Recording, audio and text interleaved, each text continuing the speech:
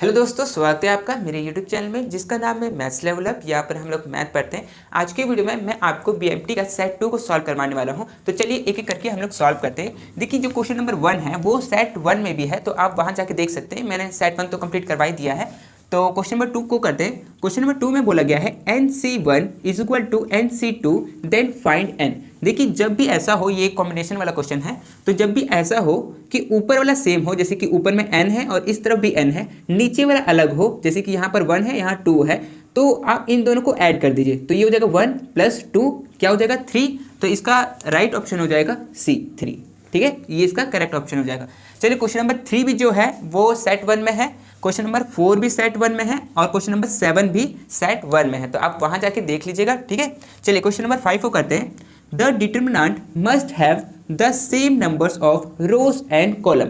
Question में कह रहा है कि जो डिटर्मिनेंट का क्वेश्चन हम लोग सॉल्व करते हैं वो हमेशा उसका जो रो और कॉलम होता है वो क्या सेम होता है। तो हाँ, वो सेम होता है, डिटर्मिनेंट के केस में सेम होता है। लेकिन मैट्रिक्स, अगर यहाँ पर मैट्रिक्स लिखा होता ना तो ये फॉल्स हो सकता था, क्योंकि मैट्रिक्स में रो भी इक्वल हो सकता है, कॉलम भी इक्वल हो सकता है और दोनों अलग भी हो सकते हैं। ठीक है, तो इसीलिए इसका राइट ऑप्शन हो जाएगा ए।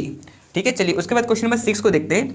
Method of expanding determinant of order is. देखिए, जब हम लोग डिटर्मिनेंट सॉल्व करते हैं ना तो उसको एक्सपेंड करते हैं, तो उस मेथड को हम लोग कहते हैं सारस मेथड। ठीक है, तो इसका राइट ऑप्शन हो जाएगा ए।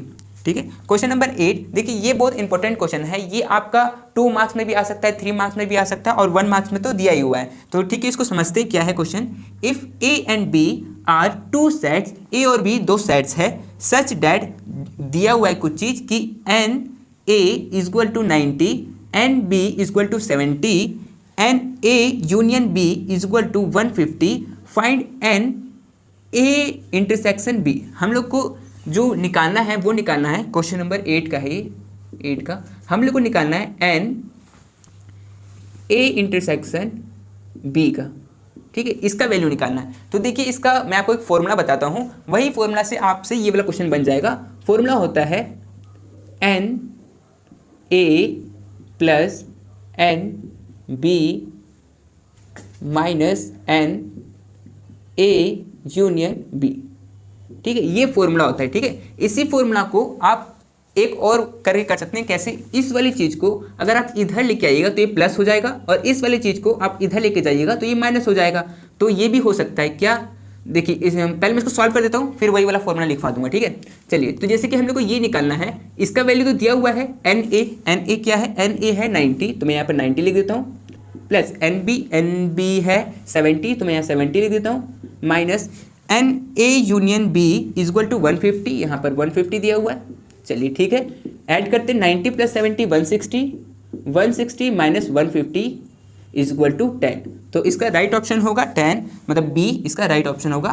तो आपको ये समझ में आया होगा। एक फॉर्मूला तो ये हो गया, और इसी चीज़ को मैं इसको इधर ले आता हूँ और इसको इधर ले आता हूँ। जैसे कि क्वेश्चन में आपको बोल सकता है कि अब की बार आप ए यूनियन बी का वैल्यू निकालिए, तो कुछ नहीं होगा, ये वाला चीज़ इधर आ जाएगा और ये वाला इधर आ जाएगा, बस। बाकी सेम फॉर्मूला रहेगा, N B minus N A intersection B. ठीक है, देखिए सेम फॉर्मूला है दोनों। इस वाले को मैं इधर ले गया और इस वाले को इधर ले के आ गया, तो ये फॉर्मूला बन गया। ठीक है, तो इसको आप याद रखिएगा, ये क्वेश्चन आ सकता है एग्जाम में। ठीक है, तो ये 8 क्वेश्चन हो गया कंप्लीट। तो मैं और क्वेश्चन लिख लेता हूँ, फिर आपको सॉल्व करवा देता हूँ। ठीक है, आप लोग लिखना चाहते हो तो लिख लीजिए फॉर्मूला को। तो चलिए हम लोग क्वेश्चन नंबर 9 को सॉल्व करते हैं। क्वेश्चन नंबर 9 में बोला गया है, इफ ए का वैल्यू इतना है, बी का वैल्यू इतना है, फाइंड ए इंटरसेक्शन बी। हम लोग को ए इंटरसेक्शन बी का वैल्यू पता करना है। देखिए, इंटरसेक्शन में क्या होता है ना कि ए और बी में दोनों में क्या कॉमन है, क्या सेम है, वो हम लोग को देखना होता है। जैसे कि ए में बी है तो बी में भी बी है, और इसमें डी है तो इसमें भी डी है, दोनों में बी और डी दोनों में है और कुछ भी नहीं है। तो इसका आंसर जो होगा ए इंटरसेक्शन बी, वो हो जाएगा बी और डी।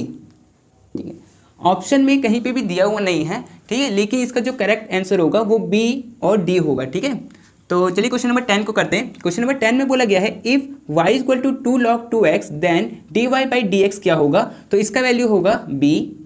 ठीक है, 1 इसका आंसर आएगा। क्वेश्चन नंबर 11 में बोल रहा है, इंटीग्रेशन x का पावर 6 dx का वैल्यू क्या होगा? देखिए, मैं आपको सॉल्व करके दिखाता हूँ क्वेश्चन नंबर 11 का। ठीक है, हम लोग को दे रखा है x का पावर 6 और dx, ठीक है। जब भी इस तरह से हो तो इसको हम लोग कैसे करते हैं, इसका फॉर्मूला होता है, मैं यहाँ साइड में फॉर्मूला लिख देता हूँ, xn+1/n+1, ये इसका फॉर्मूला होता है। अगर x का पावर में कुछ दिया हुआ है तो उसका फॉर्मूला ये हो जाता है। इसका मतलब x तो हम लोग x लिखेंगे और n जो है वो पावर है, पावर कितना है 6, तो 6 फिर उसमें +1 करेंगे और नीचे में भी n+1 मतलब 6+1 करेंगे, ठीक है। तो ये क्या बन जाएगा, ये बन जाएगा x का पावर 7 और नीचे में 7, ठीक है, और ये +c, तो ये इसका आंसर हो जाएगा। तो इसका ऑप्शन में देखते हैं है क्या कहीं पर, हाँ देखिए बी जो दे रखा है हम लोग को, ये इसका करेक्ट ऑप्शन होगा, ठीक है। तो आपको ये बात समझ में आ गया होगा। चलिए क्वेश्चन नंबर 12, इसमें पूछा है मीन ऑफ -1, 0, 1, 8 एंड -3 इज। हम लोग को क्या करना है, इसका मीन निकालना है। तो मीन निकालने के तो आप लोग जानते हैं क्या करते हैं, प्लस करते हैं हम लोग। तो -1 + 0 + 1 + 8 + -3, ठीक है। इसको सॉल्व करेंगे और नीचे में कितना 1 2 3 4 5 है तो 5, ठीक है। इसको सॉल्व करेंगे सबको तो -1 और +1 आपस में कट जाएगा, 8 और ये अगर ब्रैकेट से खुलेगा तो ये तो माइनस हो जाएगा, प्लस माइनस माइनस हो जाएगा, तो 8 में से 3 गया तो 5, तो 5 और नीचे में 5 है, ये दोनों को काटेंगे तो 1 आएगा, तो इसका आंसर क्या हो जाएगा 1। तो इसमें कहीं भी ऑप्शन में इसमें भी नहीं दिया हुआ है, लेकिन इसका जो करेक्ट आंसर होगा वो 1 होगा, ठीक है। तो इसको याद रखिएगा। चलिए तो इसके बाद क्वेश्चन नंबर 13, पहले मैं इसको मिटा लेता हूँ फिर इसको सॉल्व करते हैं, ठीक है। तो चलिए हम लोग क्वेश्चन नंबर 13 को सॉल्व करते हैं। क्वेश्चन नंबर 13 में बोला गया है 6x² - x - 2 = 0, फाइंड d। देखिए ये जो क्वेश्चन है वो क्वाड्रेटिक इक्वेशन का है, हिंदी में शायद द्विघात समीकरण बोलते हैं। तो इसमें हम लोगों को d का वैल्यू मतलब डिस्क्रिमिनेंट का वैल्यू फाइंड करना है कि d क्या होगा। देखिए मैं इसको सॉल्व करके आपको बताता हूँ।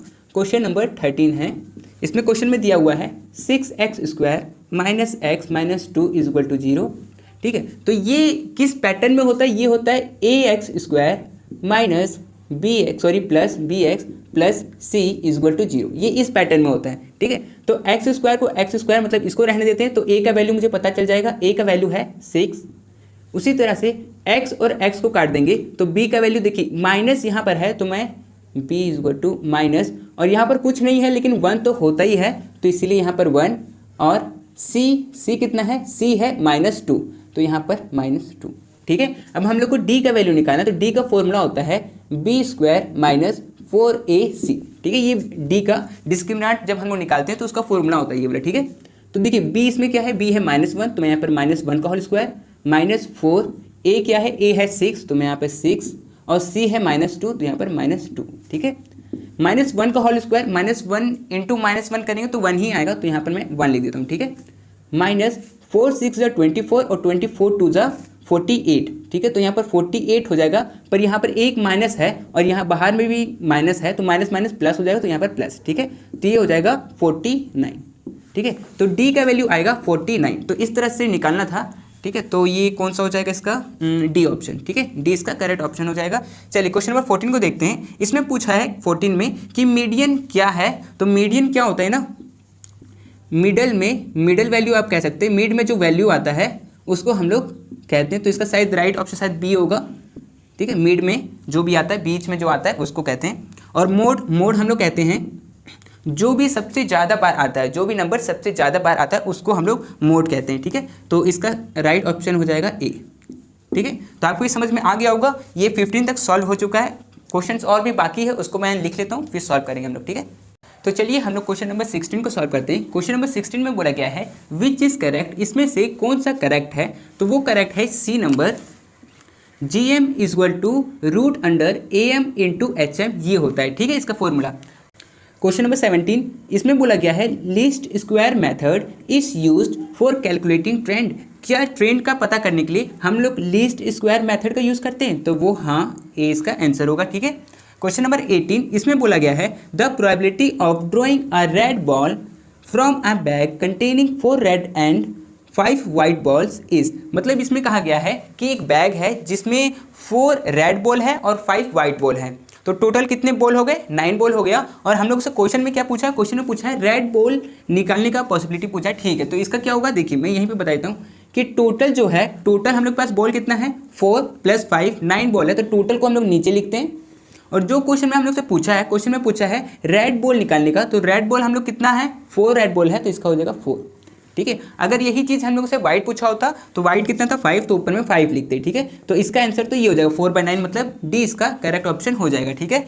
तो चलिए हम लोग क्वेश्चन नंबर 19 को सॉल्व करते हैं। क्वेश्चन नंबर 19 में बोला गया है the probability of drawing a black card और king from pack of cards is. देखिए जो हम लोग कार्ड्स खेलते हैं, ताश खेलते हैं, उसमें टोटल कार्ड्स होते हैं 52, ठीक है। अब 52 कार्ड्स में से रेड कार्ड होते हैं 26 और 26 होते हैं ब्लैक कार्ड, ठीक है।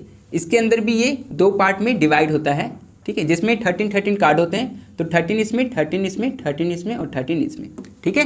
तो अब इसमें क्या है कि हम लोगों से ब्लैक कार्ड तो पूछा है, तो ये पूरा तो ब्लैक कार्ड है, और हम लोगों से किंग भी पूछा है। तो किंग कितना, किंग एक इसमें होगा और एक किंग इसमें होगा, और इसका वाला किंग तो हम लोग ले लिए हैं, इन दोनों में आ ही गया है। तो ये टोटल हो गया 26, और एक ये 27 और ये 28। तो यहाँ पर ये हो गया 28, और नीचे में टोटल लिखते हैं तो टोटल कितना है 52, ठीक है। इसको आप काट सकते हैं, इसको और इसको काट दीजिए, ये कट जाएगा 14 बार में और ये कट जाएगा 26 बार में, और काटते हैं 2 के टेबल से, तो ये कटेगा 7 बार में और ये कटेगा 13 बार में। तो 7/13 ये इसका आंसर हो जाएगा, ठीक है।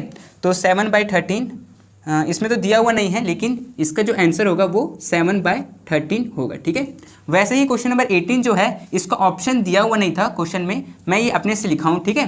तो लेकिन इसका जो करेक्ट ऑप्शन होगा ये 4/9 ही होगा, और इसका 7/13 ही होगा, ठीक है। चलिए क्वेश्चन नंबर 20, इसमें which is the method is used in any types of questions of interpolation. Interpolation का हम लोग जब क्वेश्चन सॉल्व करते हैं तो कौन सा मेथड यूज करते हैं सब क्वेश्चन को सॉल्व करने के लिए, तो वो है लैग्रेंज मेथड, ठीक है। ये मेथड का यूज़ करते हैं हम लोग, तो इसका ये आंसर हो जाएगा लैग्रेंज मेथड, ठीक है। तो आपने क्वेश्चन नंबर 20 तक तो देख लिया, उसके बाद मैं क्वेश्चन लिख लेता हूँ, फिर हम लोग बनाते हैं आगे, ठीक है। तो चलिए हम लोग क्वेश्चन नंबर 21 को सॉल्व करते हैं। क्वेश्चन नंबर 21 में बोला गया है binomial expansion method is based on, मतलब बाइनोमियल एक्सपेंशन जो है वो किस पे बेस्ड है, तो वो बेस्ड है बाइनोमियल थ्योरम में, ठीक है। क्वेश्चन नंबर 22, इसमें बोला क्या है 7p4। हम लोग को ये जो क्वेश्चन है वो परम्यूटेशन का क्वेश्चन है, तो इसको कैसे सॉल्व करते हैं। क्वेश्चन नंबर 22, 7p4 इसका वैल्यू पता करना है, ठीक है। तो इसका क्या फॉर्मूला होता है, जब भी कोई चीज़ अगर मतलब n/p/r इस फॉर्म में लिखा हुआ हो तो इसका फॉर्मूला हो जाता है n का फैक्टोरियल बाय n-r का फैक्टोरियल, ठीक है। तो अभी ये इस फॉर्म में लिखा हुआ है, तो हम लोग इस फॉर्म में लिख सकते हैं। तो यहाँ n मेरा ये हो जाएगा और r मेरा ये हो जाएगा, तो मतलब 7 का फैक्टोरियल बाय 7 - 4 का फैक्टोरियल, ठीक है। सॉल्व करते हैं इसको, तो ये हो जाएगा 7 × 6 × 5 × 4 × 3 का फैक्टोरियल।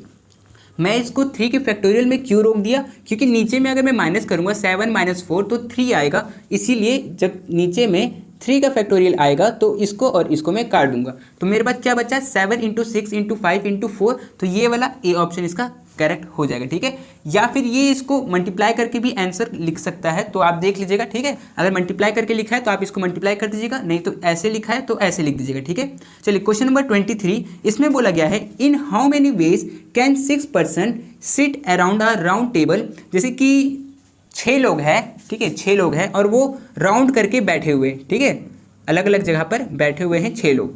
अब ये 6 का हम लोग कितने तरह से ये लोग बैठ सकते हैं वो हम लोग को बताना है। तो देखिए जब भी आपका क्वेश्चन ऐसे में आए कि एक टेबल के राउंड में कोई बैठा हुआ है, मतलब लोग बैठे हुए हैं, तो 6 लोग बैठे हुए हैं, तो 6 - 1 का फैक्टोरियल कर दिए, 6 - 1 का फैक्टोरियल, इसको सॉल्व कर लीजिए। अगर टेबल में, राउंड टेबल में 8 पर्सन बैठे हैं, 8 पर्सन बैठे हैं, तो 8 - 1 कर दीजिए, मतलब -1 कर दीजिए, तो उसको सॉल्व कर दीजिए, आपका आंसर आ जाएगा, ठीक है। जैसे कि 6 - 1 होगा 5 फैक्टोरियल, और 5 को हम लोग सॉल्व करेंगे, मतलब 5 का फैक्टोरियल, तो 5 × 4 × 3 × 2 × 1, ठीक है। इसको अगर सॉल्व करेंगे तो ये पूरे को मल्टीप्लाई करके आएगा 120, ठीक है। तो यहाँ पर ए इसका करेक्ट आंसर होगा, ठीक है। चलिए तो इसके बाद क्वेश्चन नंबर 24 को करते हैं, पहले मैं इसको मिटा लेता हूँ, ठीक है। तो चलिए हम लोग क्वेश्चन नंबर 24 को करते हैं। क्वेश्चन नंबर 24 में बोला गया है द वैल्यू ऑफ डिटर्मिनेंट, इसका वैल्यू हम लोग को पता करना है, तो ठीक है इसको सॉल्व करते हैं क्वेश्चन नंबर 24 को। तो इसमें क्या है 1, 2, 3 और 5, ठीक है। डिटर्मिनेंट का हम लोग क्वेश्चन सॉल्व करते हैं तो क्रॉस मल्टीप्लाई करते हैं हम लोग, है ना। तो क्रॉस मल्टीप्लाई करते हैं 1 × 5 और फिर -3 × 2, 3 × 2 सॉल्व करेंगे इसको, तो ये हो जाएगा 1 × 5 5 -3 × 2 6 इसको सॉल्व करेंगे तो आएगा -1, ठीक है। प्लस माइनस माइनस, 6 में से 5 गया तो 1, और साइन बड़ा का तो बड़ा यहाँ पर 6 है और इसका साइन जो है वो माइनस में तो माइनस, ठीक है। तो इसका आंसर हो जाएगा ए नंबर, ठीक है, ए इसका, ठीक है। चलिए तो क्वेश्चन नंबर 25 को करते हैं, पहले मैं इसको मिटा लेता हूँ, ठीक है। तो चलिए हम लोग क्वेश्चन नंबर 25 को करते हैं। क्वेश्चन नंबर 25 में बोला गया है इफ़ ए का वैल्यू ये दे रखा है, बी का वैल्यू भी दिया हुआ है, हम लोग को पता करना है ए माइनस बी, ठीक है। तो ये जो क्वेश्चन है ये सेट्स का क्वेश्चन है, तो इसको हम लोग कैसे सॉल्व करेंगे। क्वेश्चन नंबर 25 को हम लोग को निकालना है ए माइनस बी, ये हम लोग को निकालना है, ठीक है। तो ठीक है, ए का वैल्यू पहले मैं लिख लेता हूँ। ए का वैल्यू क्या दिया हुआ है, ए का दिया है 11 से 16, तो 11, 12, 13, 14, 15, 16 तक, ठीक है, ठीक है। और बी माइनस यहाँ देते हैं और यहाँ पर बी का वैल्यू लिखते हैं। बी का है 11, 12, 15, 16, 11, 12, 15, 16, 17, 18 और 19, ठीक है, ये हुआ, ठीक है। ये वाला क्वेश्चन जो है वो इंपॉर्टेंट है, आपकी थ्योरी वाले में भी ये क्वेश्चन दिया हुआ है, तो इसको आप अच्छी तरह से समझने की कोशिश करिए। बहुत इजी है, कुछ नहीं करना है। जब भी ऐसा हो a माइनस बी में दिया हो तो हम लोग क्या करना है ना, a में जो दिया है, b में जो दिया है उसको काटते जाएंगे और फिर काट के देखेंगे कि b में क्या बच गया है, मतलब जो इस साइड रहता है उसमें क्या बच गया है। जैसे कि 11 से 11 कट, 12 से 12 कट, 13 तो उसमें है नहीं, तो सॉरी यहाँ पर 13 लिखा हुआ रहेगा, ठीक है। और 15 और 16, तो 15 और 16 कट गया। अब देखिए इधर वाले को आपको नहीं देखना, आपको देखना इधर वाले को, ठीक है। इधर वाले को देखना, तो इधर में क्या क्या बच गया, 17, 18, 19, तो यहाँ पर 17, 18 और 19 ये आपका आंसर हो जाएगा, ठीक है। तो यहाँ पर ऑप्शन में तो कहीं पे भी ये दिया हुआ नहीं है, तो डी इसका करेक्ट ऑप्शन होगा, नन ऑफ दिस, ठीक है। लेकिन जो करेक्ट आंसर होगा वो 17, 18, 19 होगा। इसी का मैं आपको उल्टा भी बता देता हूँ कि अगर बी माइनस ए दिया हो तो हम लोग क्या करना है, पहले बी को लिखना है। तो बी को मैं यहाँ लिख लेता हूँ 11, 12, 15, 16, 17, 18 और 19, ठीक है। तो ये हो गया बी और फिर माइनस ए में क्या है 11, 12, 13, 14, 15, 16, ठीक है। ये अब देखिए हम लोग को इस वाले में देखना है कि काटने पे क्या बचेगा, ए वाले में क्या बचेगा। जैसे कि 11 से 11 कट, 12 से 12 कट और 15 से 15 कट, 16 से 16 कट और तो कोई कट नहीं हो रहा। तो यहाँ पर क्या बच गया 13 और 14, तो आपका यहाँ पर आंसर हो जाएगा 13 और 14। अगर आपको b माइनस ए पूछा है तो आपका ये आंसर हो जाएगा, और a माइनस बी पूछा है तो आपका ये 17, 18, 19 ऑप्शन आंसर हो जाएगा, ठीक है। तो क्वेश्चन नंबर 25 ये हो चुका है। क्वेश्चन नंबर 26 को करते हैं, पहले मैं इसको मिटा लेता हूँ, ठीक है। तो चलिए हम लोग क्वेश्चन नंबर 26 को सॉल्व करते हैं। क्वेश्चन नंबर 26 में बोला गया है D by D x x square plus 5, ठीक है। इसका वैल्यू हम लोग को पता करना है, तो ठीक है। क्वेश्चन नंबर 26 का डी बाई डी एक्स और एक्स स्क्वायर प्लस 5, ठीक है, ये है। इसका हम लोग को सॉल्व करना है, तो इसका डेरिवेटिव क्या निकलेगा, देखिए इसको पहले सॉल्व करेंगे तो इसका क्या हो जाएगा, इसका हो जाएगा 2x और फिर इसका डेरिवेटिव निकालेंगे तो प्लस 0, तो ये तो कुछ होगा नहीं, तो इसका हो जाएगा 2x। अगर आप लोगों ने डिफ्रेंशिएशन का वीडियो देखा है मेरा तो आपको समझ में आ गया होगा कि ये 2x क्यों आया, ठीक है। तो ठीक है, ये क्वेश्चन नंबर 26 का आंसर हो जाएगा ए, ठीक है। चलिए इसके बाद कुछ क्वेश्चन और है, उसको भी मैं लिख लेता हूँ, फिर सॉल्व करेंगे हम लोग, ठीक है। तो चलिए हम लोग क्वेश्चन नंबर 27 को सॉल्व करते हैं। क्वेश्चन नंबर 27 में बोला है डिफ्रेंशिएट 3x का power 4 in respect of x, ठीक है। इसको डिफ्रेंशिएट करते हैं। देखिए ये है क्वेश्चन नंबर 27, ठीक है। ये है डी बाई डी एक्स, हम लोग किसका निकालना है 3x का पावर 4, ठीक है। ये हम लोग को इसका निकालना है, ठीक है। तो एक काम करते हैं 3 को बाहर निकाल लेते हैं और x का पावर 4 को डिफ्रेंशिएट कर देते हैं, मतलब डी बाई डी एक्स और x का पावर 4। जब भी ये x का पावर 4 में होता है तो इसका फॉर्मूला क्या बन जाता है 3, और ये हो जाएगा पहले तो पावर ये ऐसे हो जाता है ना nx n-1, ये इसका फॉर्मूला होता है ना जब भी x का पावर n में दिया होता है तो, ठीक है। तो इसको मैं लिख सकता हूँ 4x और 4 - 1, तो ये क्या हो जाएगा 3 इंटू, ये जो डॉट है वो इंटू है, मल्टीप्लाई है 4x 4 - 1 3। अब ये 3 जो है वो 4 के साथ में मल्टीप्लाई होगा तो ये हो जाएगा 12x का पावर 3, ठीक है। तो ये इसका सॉल्यूशन है। अगर आप लोगों ने डिफरेंशिएशन देखा है तो फिर आपको ये बहुत अच्छी तरह से समझ में आ गया होगा। चलिए तो इसमें देखते हैं ऑप्शन में। देखिए ऑप्शन में है नहीं कहीं, पर मेरे ख्याल से यहाँ पर मिस्टेक हुआ है, यहाँ पर 3 होना चाहिए था, ठीक है। तो सी इसका करेक्ट ऑप्शन हो जाएगा 12x का पावर 3, ठीक है। तो इसके बाद क्वेश्चन नंबर 28, इसमें बोला गया है विच इज़ ट्रू, इसमें से कौन सा सही है। तो इसमें से सी नंबर आपका सही है, क्योंकि ये फॉर्मूला होता है mode is equal to 3 median minus 2 mean, ये इसका फॉर्मूला होता है।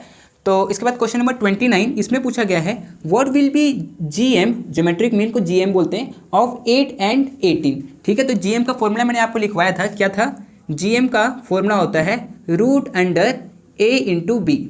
हम लोग को ए और बी दिया हुआ है, उसको मैं यहाँ लिख देता हूँ। ए और बी कितना है? 8 इंटू 18। ठीक है, ये है, इन दोनों को मल्टीप्लाई करेंगे तो आएगा 144, और 144 किसका होता है? रूट 144 होता है 12 का, तो इसका आंसर आ जाएगा 12। तो देखते हैं 12 है क्या? हाँ, तो ये इसका ए इसका करेक्ट ऑप्शन हो जाएगा। क्वेश्चन नंबर 30 जो है वो आपका सेट 1 में दिया हुआ है वो क्वेश्चन, लेकिन बस क्या दिक्कत है ना कि इस वाले सेट में, सेट 2 में क्वेश्चन थोड़ा सा गलती हो गया था, उससे हो गया होगा, जिसकी 14 और 6 लिखा हुआ है। ठीक है, तो वो 14 नहीं है, वो 4 है। ठीक है, वो 14 ये 4 है। ठीक है, तो ये वाला क्वेश्चन मैंने सेट 1 में करवाया है, आप लोग देख लीजिएगा। ठीक है, तो क्वेश्चन नंबर 31, इसमें क्या बोला गया है? सम ऑफ ए का क्यूब प्लस 2 का क्यूब प्लस 3 का क्यूब प्लस इसी तरह से आगे बढ़ता रहेगा अप टू n टर्म तक, मतलब ये आगे बढ़ता रहेगा। तो इसका कौन सा फॉर्मूला हम लोग यूज़ करेंगे? तो इसमें ये b वाला फॉर्मूला यूज़ करेंगे, n प्लस 1/2 और इसका होल स्क्वायर। ठीक है, ये पूरे का होल स्क्वायर। ठीक है, वैसे ये फॉर्मूला ए नंबर भी सेम लग रहा है, लेकिन इसमें होल स्क्वायर नहीं है, इसमें सिर्फ इस पे n प्लस 1 पे होल स्क्वायर है, लेकिन इसमें पूरे पे होल स्क्वायर है। ठीक है, तो ये वाला फॉर्मूला इसका होगा। ठीक है, तो चलिए क्वेश्चन नंबर 32 को करते हैं। क्वेश्चन नंबर 32 में बोला गया है find the value of k if 5k 11 are in AP। 5k और 11 जो है वो AP में है। ठीक है, तो ठीक है, इसको मैं सॉल्व करते हैं, इसको मिटा के। ठीक है, तो चलिए 32 को सॉल्व करते हैं। तो देखिए इसमें क्या दिया हुआ है हम लोग का, क्वेश्चन नंबर 32, इसमें हम लोग को दे रखा है 5k और 11। ठीक है, ये दे रखा है। देखिए इसमें हम दो तरीके से सॉल्व कर सकते हैं। एक तो जैसे हम लोग जानते हैं कि अगर कोई AP में होता है तो उसका D सेम होता है, मतलब कॉमन डिफरेंस सेम होता है, मतलब जैसे कि T2 minus T1 is equal to T3 minus T2। ठीक है, मतलब इसमें से इसको माइनस करेंगे और इसमें से इसको माइनस करेंगे, तो ये क्या हो जाएगा? T2 कितना है? T2 है k माइनस T1 कितना है? 5। ठीक है, इज इक्वल टू T3 कितना है? 11 माइनस T2 है k। ठीक है, अब ये जो k है उसको हम लोग इस तरफ ले आते हैं और -5 को उस तरफ भेज देते हैं, तो ये माइनस k इस तरफ आएगा तो प्लस हो जाएगा, तो k प्लस k हो जाएगा, और इस तरफ -5 इस तरफ आएगा तो प्लस में हो जाएगा, तो इधर ये +5। ठीक है, k plus k 2k is equal to 16, तो k इज इक्वल टू 16/2 और इसको काटेंगे तो आएगा 8, तो k का वैल्यू 8 आ गया, तो इसका आंसर ये हो जाएगा। और दूसरा तरीका भी मैं आपको बताता हूँ, इसको मिटा देता हूँ फिर बताता हूँ। ठीक है, हाँ, तो दूसरा तरीका ये होगा कि देखिए यहाँ पर ये जो है वो AP में है, तो ये हम लोग AM का फॉर्मूला लगा सकते हैं। AM का फॉर्मूला कब हम लोग लगाते हैं? जब हम लोगों को बीच वाला निकालना होता है, तब निकालते हैं, जब हम लोग को A और B दिया हो और बीच वाला निकालना हो। तो A और B दिया हुआ है कितना? 5 और 11, और नीचे में क्या करते हैं? /2।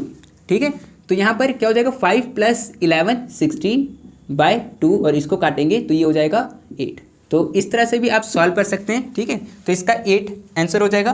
क्वेश्चन नंबर 33 में बोला गया है if A is set of the letters of the word eat EAT। देखिए A जो है वो सेट है EAT का, then which one of the following is true. इसमें से कौन सा सही होगा? जैसे कि हम लोग क्वेश्चन में दिया हुआ है ना कि A is equal to E A और T ऐसे करके। ठीक है, तो इसका क्या होगा? E बिलोंग्स टू A ये हो सकता है, A बिलोंग्स टू A ये हो सकता है, और T बिलोंग्स टू A ये हो सकता है। तो इसमें से सब में से A ये करेक्ट है, बाकी कोई भी ऐसे में मैच नहीं हो रहा है, तो इसका मतलब A इसका करेक्ट आंसर होगा। ठीक है, तो आपको समझ में आ गया होगा। इसके बाद 7 क्वेश्चन और बाकी है, उसको भी मैं लिख के करवा देता हूँ। ठीक है, आप लोग लिख लीजिए, लिखना है तो चलिए हम लोग क्वेश्चन नंबर 34 को सॉल्व करते हैं। क्वेश्चन नंबर 34 में बोला गया है when there is unequal difference in x series then appropriate method for interpolation is. जब हम लोग इंटरपोलेशन का क्वेश्चन सॉल्व करते हैं तब अगर एक्स सीरीज जो है वो इक्वल नहीं है, अलग है, तो हम लोग कौन सा मेथड यूज करते हैं? तो उसका है लैग्रेंज मेथड, बी इसका करेक्ट आंसर होगा। ठीक है, ये हो गया। चलिए तो मैं इसको मिटा लेता हूँ अब, और फिर क्वेश्चन नंबर 35 से हम लोग सॉल्व करते हैं। ठीक है, तो चलिए हम लोग क्वेश्चन नंबर 35 को बनाते हैं। क्वेश्चन नंबर 35 में बोला गया है HCF of 18, 24 and 30 by using set. हम लोग को सेट थ्योरी में ये क्वेश्चन हम लोग का दिया हुआ है HCF और LCM वाला।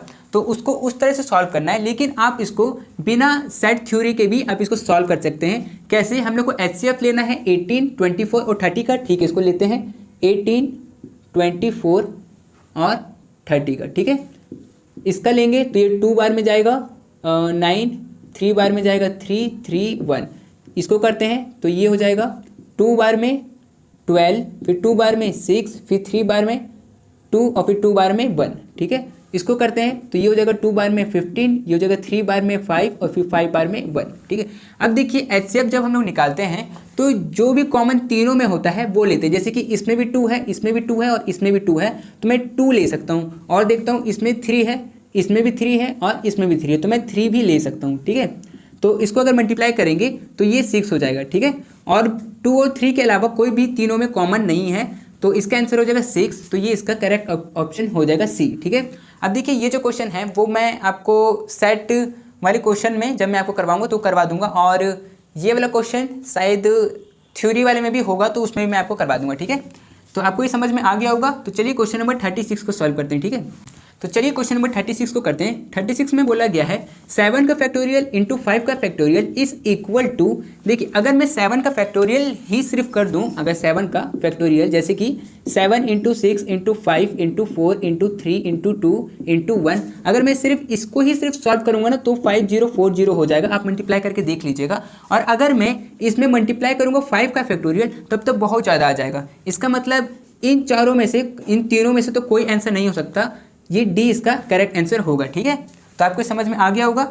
तो चलिए हम लोग क्वेश्चन नंबर 37 करते हैं। इसमें बोला गया है 20C3R is equal to 20C2R plus 5 find R। देखिए अगर मैं इसको हटा दूं, इसको अगर मैं हटा दूं तो ये नॉर्मल क्वेश्चन हो जाएगा, जो कि हम लोग जानते हैं कि अगर 20C3R is equal to 20C2R, अगर ये इस तरह से होता है, ऊपर वाला सेम होता है और नीचे वाला अलग होता है, तो हम लोग क्या करते हैं, नीचे वाले को प्लस कर देते हैं, जैसे कि 3R प्लस 2R, और वो इक्वल हो जाता है ऊपर वाले का। तो ऊपर में कितना है 20, तो मैं यहाँ पर 20 लिख सकता हूँ, ठीक है। अब यहाँ पर 3R प्लस 2R 5R हो जाएगा और इक्वल टू 20, ठीक है। अब R 5 जो है वो R के साथ में मल्टीप्लाई में उधर जाएगा तो डिवाइड हो जाएगा, तो ये हो जाएगा 20/5 और इसको काटेंगे तो आएगा 4। तो इसका जो करेक्ट ऑप्शन होगा वो होगा बी, मतलब 4, ठीक है। तो आपको ये समझ में आ गया होगा। और एक चीज़ और कि अगर जैसे कि यहाँ पर जो 5 लिखा हुआ था, अगर वो लिखा हुआ है तो वो 5 ना यहाँ पर नहीं लिखा हुआ होगा, मेरे ख्याल से वो 5 यहाँ पर लिखा होना चाहिए, यहाँ पर, ठीक है। 2R प्लस 5 ऐसे होना चाहिए। अगर इस तरह से है तो हम लोग भी यहाँ पर 5 लिख सकते हैं और फिर सॉल्व कर सकते हैं। जैसे कि यहाँ पर 2R प्लस 5 में लिख दिया इज इक्वल टू 20। अब 3R प्लस 2R 5R हो जाएगा और ये प्लस 5 का प्लस 5, ठीक है। अब उसके बाद ये 20 और ये जो प्लस 5 है उस तरफ जाएगा तो माइनस 5 हो जाएगा, तो ये हो जाएगा 5R इज इक्वल टू 15 और ये R इज इक्वल टू 15/5 और इसको काटेंगे तो आएगा 3, ठीक है। तो इस तरह से अगर है तो 3 भी आ सकता है और अगर उस तरह से है तो 4 इसका करेक्ट आंसर होगा, ठीक है। तो आपको ये समझ में आ गया होगा। चलिए इसके बाद आगे वाला बनाते हैं, ठीक है। तो क्वेश्चन नंबर 38 को सॉल्व करने से पहले मैं आपको क्वेश्चन नंबर 39 सॉल्व करवा देता हूँ, और फिर 40, और फिर सबसे लास्ट में हम लोग 38 को सॉल्व करेंगे, ठीक है। तो चलिए हम लोग क्वेश्चन नंबर 39 को करते हैं। क्वेश्चन नंबर 39 में बोला गया है in how many ways Bharat can be arrange. हम लोग ये भारत का जो लेटर्स है उसको हम लोग कितने तरीक़ों से अरेंज कर सकते हैं। तो ठीक है, मैं यहाँ पे लिख लेता हूँ क्वेश्चन नंबर 39 को, और इसमें क्या क्या दिया हुआ है, BHARAT, ठीक है, भारत। इसमें कितने वर्ड्स है, मतलब सॉरी कितने लेटर्स है, 1 2 3 4 5 6 लेटर्स है, तो मैं इसको लिख सकता हूँ 6 का फैक्टोरियल। और डिवाइड करेंगे, जो भी लेटर डबल आया हो या ट्रिपल आया हो उससे मैं डिवाइड कर दूंगा। जैसे कि यहाँ पर जो ए है वो 2 बार आया हुआ है, तो इसीलिए मैं यहाँ पर 2 के फैक्टोरियल से डिवाइड कर दूंगा। अगर ए 2 बार नहीं आया होता तो मैं यहाँ पर 2 का फैक्टोरियल नहीं लिखता, ठीक है। चलो तो इसको सॉल्व करते हैं। 6 का फैक्टोरियल होता है 720 और 2 का फैक्टोरियल होता है 2, इसको काटेंगे तो आएगा 360। तो इसका करेक्ट ऑप्शन हो जाएगा ए, 360, ठीक है। चलिए क्वेश्चन नंबर 40 को बनाते हैं। इसमें बोला है if 4x 9 are in GP find x। तो इसमें जो बीच में जो x है उसका पता करना है। तो यहाँ पर 4 है, x है और 9 है। अब देखिए इसमें बीच वाला x को पता करना है, तो ये 4 तो होगा ही नहीं, 9 भी नहीं होगा क्योंकि 9 तो लास्ट में है, तो ये तो होगा ही नहीं, ठीक है। और ये 36 भी नहीं होगा, क्यों नहीं होगा, क्योंकि बीच में 36 थोड़ी ना आ सकता है, इतना बड़ा नंबर 4 या 9 के बीच में ही कोई नंबर आएगा, तो इसका मतलब ये 6 आ सकता है, इसका आंसर हो जाएगा 6। लेकिन ये दूसरी तरीके से कि ये जीपी में है कि नहीं, जीपी में क्या होता है, रेशियो सेम होता है, मतलब T2/T1 इक्वल टू T3/T2, ठीक है, ये होता है। अब T2 क्या है मेरा, जैसे x का वैल्यू मेरा 6 आया तो मैं यहाँ पे लिख सकता हूँ 6, यहाँ पर T1 है 4, अगर मैं इसको काटूंगा तो आएगा 3/2। और चलिए अब इधर का देखते हैं, T3 है 9 और ये है 6, अगर मैं इसको काटूंगा तो भी आएगा 3/2, है ना। तो इधर भी 3/2 आया, इधर भी 3/2 आया, मतलब हम लोग का ये जीपी में है इसीलिए रेशियो सेम आया है, और यहाँ पर 6 होगा, ठीक है। तो आपको ये समझ में आया होगा। तो ठीक है, इसके बाद एक क्वेश्चन और बाकी है, क्वेश्चन नंबर 38, इसको मैं सॉल्व करवाता हूँ, ठीक है। तो चलिए हम लोग क्वेश्चन नंबर 38 को सॉल्व करते हैं। क्वेश्चन नंबर 38 में बोला गया है इफ़ ए का वैल्यू दिया हुआ है एंड बी का भी वैल्यू दिया है, हम लोग को पता करना है ए इंटू बी का वैल्यू क्या होगा। देखिए ये जो है वो मैट्रिक्स का क्वेश्चन है, मल्टीप्लिकेशन का, तो इसको मैं सॉल्व करवा देता हूँ। क्वेश्चन नंबर 38 का देखिए हम लोग को पता करना है ए इंटू बी, ठीक है, इसका तो ए का वैल्यू जो दिया हुआ है मैं उसको पहले लिख लेता हूँ। ए का वैल्यू है 1 0 1 और 1, ठीक है, ये है, और इसको मल्टीप्लाई करना है बी से, तो बी का वैल्यू क्या है 0 1 1 0, ठीक है, ये है। अब इसको चलिए मल्टीप्लाई करते हैं। तो देखिए इसमें मल्टीप्लाई कैसे करते हैं, इसका रो को इसके कॉलम के साथ मल्टीप्लाई करते हैं। कैसे, देखिए मैं आपको बताता हूँ। यहाँ पर 1 इंटू 0 तो 1 इंटू 0, फिर प्लस 1 इंटू 1 तो 1 इंटू 1, ठीक है। फिर आगे बढ़ेंगे, मतलब इसके पास जाएंगे तो भी 1 को 1 के साथ करेंगे, तो 1 इंटू 1 प्लस 1 इंटू 0, तो यहाँ 1 इंटू 0, ठीक है। वही सेम चीज़ हम लोग नीचे वाले के साथ भी करेंगे, इसके रो को इसके कॉलम और इसके कॉलम के साथ में मल्टीप्लाई करेंगे, मतलब 0 को 0 से मल्टीप्लाई करेंगे तो 0 इंटू 0 प्लस 1 को 1 के साथ मल्टीप्लाई करेंगे तो 1 इंटू 1, ठीक है। आगे बढ़ेंगे तो 0 को 1 के साथ करेंगे तो 0 इंटू 1 प्लस 1 को 0 से करेंगे तो 1 इंटू 0, ठीक है, इस तरह से, ठीक है। चलिए आगे बढ़ते हैं। तो यहाँ पर 1 इंटू 0 0 प्लस 1 इस तरफ करते हैं तो ये हो जाएगा 1 प्लस 0, ये हो जाएगा 0 प्लस 1 और ये हो जाएगा 0 प्लस 0, ठीक है। तो इस तरह से अब इसको बस ऐड कर लेते हैं तो हम लोग का आंसर आ जाएगा, ये हो जाएगा 1 1 1 और 0। तो इस तरह से आंसर इसमें देखते हैं कहीं पे है क्या, हाँ, तो इसका ए इसका करेक्ट आंसर हो जाएगा। अगर आपको कोई दिक्कत हुआ है तो आप टेंशन मत लीजिएगा, मल्टीप्लिकेशन वाले में मैं ये क्वेश्चन सॉल्व करवा दूंगा तो आपको ही समझ में आ जाएगा, ठीक है। तो यहाँ पर तो ये सब 40 क्वेश्चन कंप्लीट हो गए हैं, तो एक सेट और बाकी है ऑब्जेक्टिव वाला, उसको पहले कंप्लीट कर लेते हैं, उसके बाद सब्जेक्टिव वाला कंप्लीट करें, ठीक है। तो इस वीडियो के लिए सिर्फ इतना ही।